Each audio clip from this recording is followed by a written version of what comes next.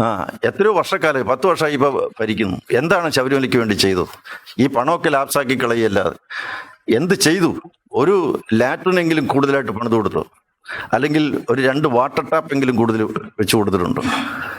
ഇപ്പോൾ ഒരു അയ്യപ്പ സംഘമായിട്ട് വന്നാൽ അങ്ങനെ ചെയ്ത തെറ്റിനെ വെള്ളപൂശാനൊന്നും ആരും തയ്യാറായിട്ടില്ല.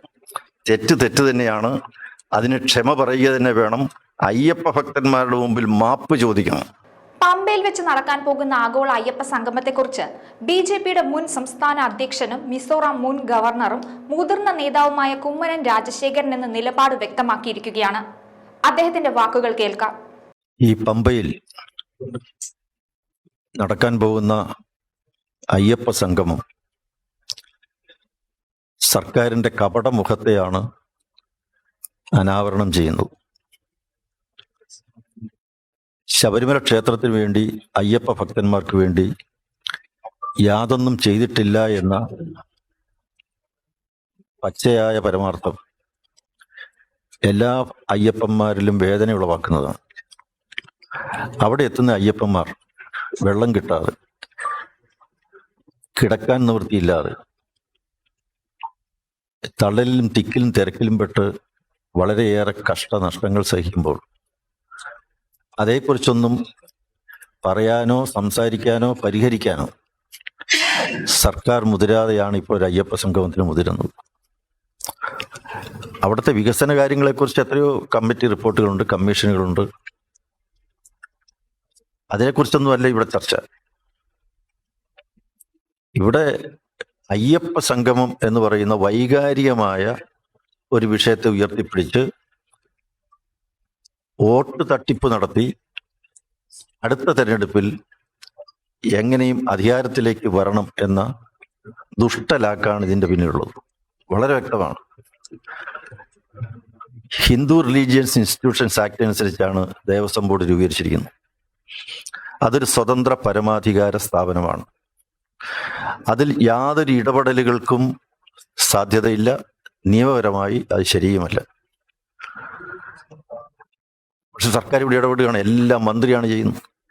ഇനി മന്ത്രി നാളെ പറയുകയാണ് ശബരിമല ക്ഷേത്രത്തിൽ കൊടിയേറ്റം അത് ഇന്ന തീയതി മതി, നാളെ നട തുറക്കുന്നത് ഒരു രാവിലെ ഒരു 7 മണിക്ക് മതി എന്ന് പറയാൻ തുടങ്ങിയാൽ ഇനി എന്ത് ചെയ്യും? അയ്യപ്പ സംഘമാണ്, അയ്യപ്പന്മാരെയാണ് വിളിച്ചു കൂട്ടുന്നത്. സാധാരണയുടെ അവലോകന യോഗം നടക്കാറുണ്ട്. അത് ഉദ്യോഗസ്ഥന്മാരുടെ യോഗമാണ്. കാരണം സൗകര്യങ്ങൾ ചെയ്തു കൊടുക്കുന്നതിനെ കുറിച്ചാണ്. സൗകര്യങ്ങൾ ചെയ്തു കൊടുക്കുന്നത് പറ്റിയല്ല ഇവിടുത്തെ പ്രശ്നം.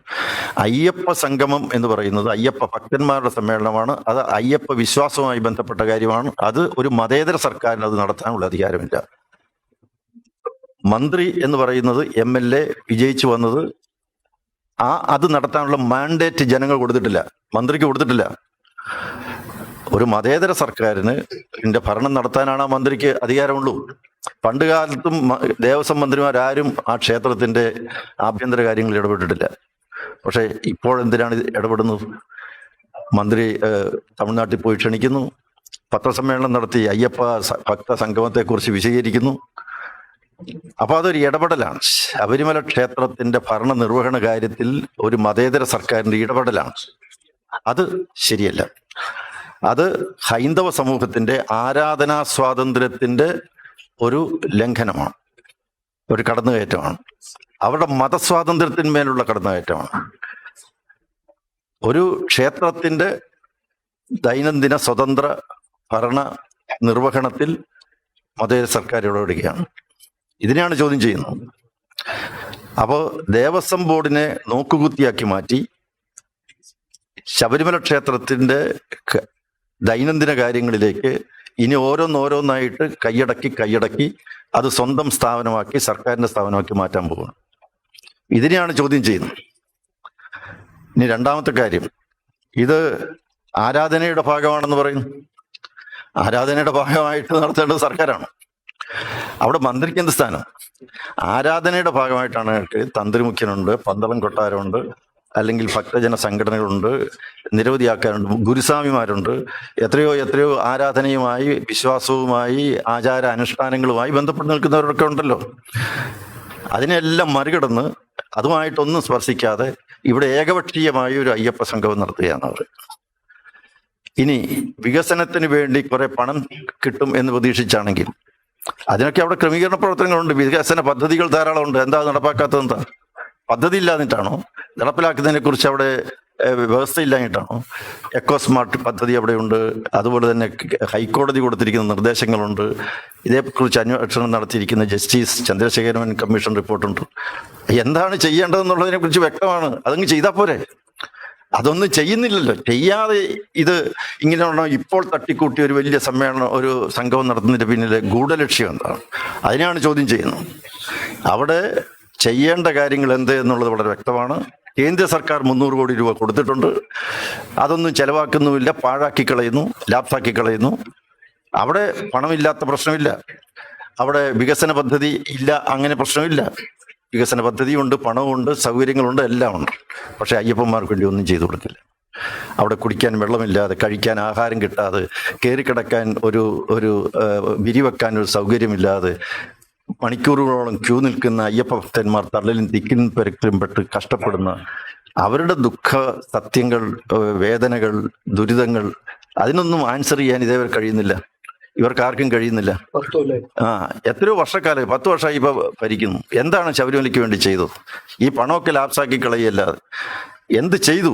ഒരു ലാട്രിനെങ്കിലും കൂടുതലായിട്ട് പണിത് കൊടുത്തോ?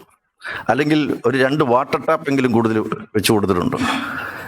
അപ്പോ ഇനി ശബരിമല ആചാര സംരക്ഷണത്തിന് വേണ്ടിയാണ് നടത്തുന്നതെങ്കിൽ, അല്ലെങ്കിൽ ആരാധനയുടെ ഭാഗമായിട്ട് നടത്തുന്നെങ്കിൽ, ഇവിടെ ആരാധനയും ആചാരവും സംരക്ഷിക്കാൻ വേണ്ടി ഐതിഹാസികമായ ഒരു വലിയ ഭക്തജന പ്രക്ഷോഭം നടന്നിട്ടുണ്ട്.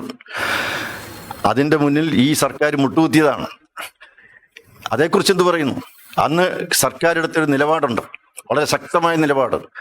ഇവിടെ ലിംഗനീതിയെക്കുറിച്ചും ലിംഗസമത്വത്തെക്കുറിച്ചും പറഞ്ഞുകൊണ്ടാണ് ശബരിമല ക്ഷേത്രത്തിലെ ആചാരങ്ങൾ ധ്വംസിക്കാം എന്ന് തന്നെയാണ് മുഖ്യമന്ത്രി അന്ന് പറഞ്ഞത്. അതിനെക്കുറിച്ച് സുപ്രീം കോടതിയിൽ ഇപ്പോഴൊരു സത്യവാങ്മൂലമുണ്ട്. സത്യവാങ്മൂലം ഇതവരെ തിരുത്തിയിട്ടില്ല, പിൻവലിച്ചിട്ടില്ല. അപ്പൊ അങ്ങനെ പറയുന്ന ആൾക്കാർക്ക് അയ്യപ്പ ഭക്തന്മാരെ വിളിച്ചു കൂട്ടാൻ എന്ത് ധാർമ്മികമായ അവകാശം? ഈ ധാർമ്മികതയാണ് ചോദ്യം ചെയ്യുന്നത്. അവർക്ക് ധാർമ്മികമായ അവകാശം ഇല്ല എന്നാണ് പറയുന്നത്. ഇത്രയധികം, അതും പമ്പയിൽ വെച്ചാണ് നടക്കുന്നത്. പമ്പ എന്ന് പറയുന്ന സ്ഥലത്ത് ഗണപതി ക്ഷേത്രത്തിന്റെ മുന്നിൽ ഗണപതി മിത്താണെന്ന് പറഞ്ഞ ആൾക്കാർ ഒരുമിച്ച് ഒരു വലിയൊരു സമ്മേളനം നടത്തുകയാണ്.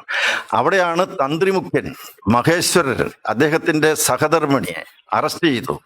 അവിടെ ആ സഹധർമ്മിണിയുടെ അല്ലെ തന്ത്രി കുടുംബത്തിൽപ്പെട്ടവരെയൊക്കെ അറസ്റ്റ് ചെയ്തു. അവരുടെ കണ്ണുനീർത്തുള്ളികൾ വീണ് നനഞ്ഞ മണ്ണാണ് പമ്പയിലേത്.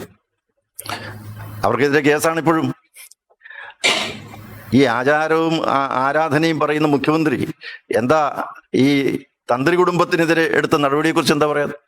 അറസ്റ്റ് ചെയ്ത് പിണറായിയുടെ പോലീസാണ്. അപ്പൊ ഈ വക കാര്യങ്ങളൊക്കെ തമസ്കരിച്ചിട്ട് ഇതൊക്കെ നമുക്ക് മറന്നു കളയാം എന്ന് പറഞ്ഞ് ഇപ്പോൾ ഒരു അയ്യപ്പ സംഘമായിട്ട് വന്നാൽ അങ്ങനെ ചെയ്ത തെറ്റിനെ വെള്ളപൂശാനൊന്നും ആരും തയ്യാറായിട്ടില്ല. തെറ്റ് തന്നെയാണ്. അതിന് ക്ഷമ പറയുക തന്നെ വേണം. അയ്യപ്പ ഭക്തന്മാരുടെ മുമ്പിൽ മാപ്പ് ചോദിക്കണം. ഈ കോടതി കയറി ഇറങ്ങി ഇപ്പൊ CAA-ക്കെതിരായിട്ട് നടന്ന ഒരു വലിയ പ്രക്ഷോഭമുണ്ടല്ലോ, ആ പ്രക്ഷോഭത്തിൽ പങ്കെടുത്തവർക്കെതിരെ ഫയൽ ചെയ്ത കേസുകളൊക്കെ പിൻവലിച്ചല്ലോ. എന്താ അയ്യപ്പന്മാർക്കെതിരായിട്ടുള്ള കേസ് പിൻവലിക്കാത്തത് എന്താ?